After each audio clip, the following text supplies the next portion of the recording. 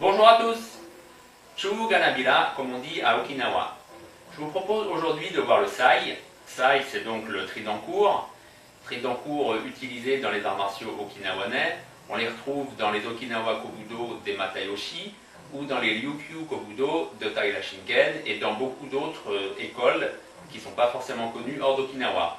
Mais aujourd'hui, on va s'intéresser concrètement à cette arme, à cet objet, pour voir ses différentes parties, car le sai, c'est comme ça que ça s'écrit normalement, souvent il est écrit en syllabaire, il est écrit en alphabet phonétique, mais il a un caractère, c'est le même qui est utilisé pour le rhinocéros. Donc, on va donc s'intéresser aux différentes parties de cette arme. Je vais les dire en okinawanais, vu que c'est on est sur une page dédiée à Okinawa avant tout. Donc je vais les dire en okinawanais et après en japonais. Donc ce qui est à l'extrémité, c'est le chisachi. En japonais c'est kisaki. Donc chisachi, c'est donc, ça correspond en fait quand on a un sabre, c'est la pointe du sabre. Là c'est la pointe du sai. Ensuite, on a ces deux parties qui partent sur les côtés. Ça c'est yuku. En japonais c'est yoku. Ça correspond en fait au caractère de l'aile. Ensuite, on a tsume. Tsume, c'est le caractère de la griffe. Je vais vous l'écrire. Donc, tsume,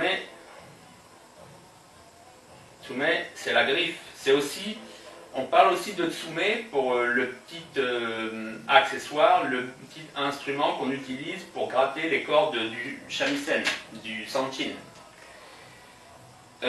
Ensuite, qu'est-ce qu'on a d'autre? Eh bien, on a forcément la poignée qui se dit chika. En japonais, c'est tsuka. Donc, là encore, je vous fais le caractère.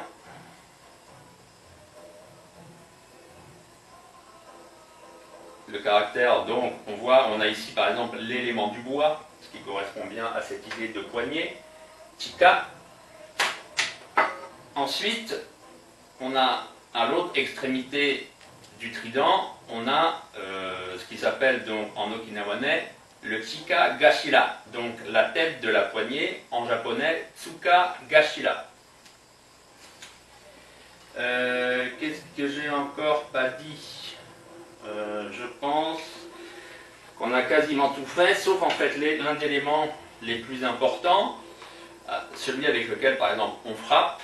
Donc en okinawanais c'est le munu-uchi, en japonais mono-uchi. Donc je vais vous le faire aussi. Mono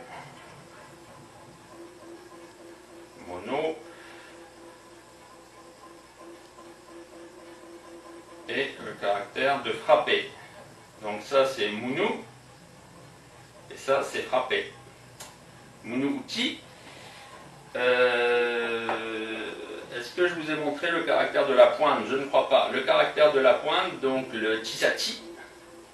Voilà, ici vous avez la clé du métal.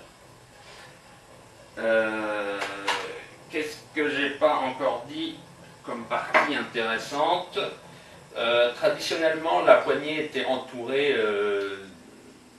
comme une petite corde, comme une ficelle. En japonais, c'est itu. En okinawanais c'est itu, en japonais c'est ito. Voilà, et je vais finir avec le mot du jour, parce que je vais aussi maintenant ajouter mon mot du jour dans chacune des vidéos. Pour ceux qui sont allés à Okinawa, il y a un petit animal qu'on retrouve souvent dans les maisons, qui ressemble à une tarente, ou à un gecko, qui en japonais se dit yamori. Et bien le yamori, en fait, en okinawanais, ça se dit yaru. Voilà, à très bientôt.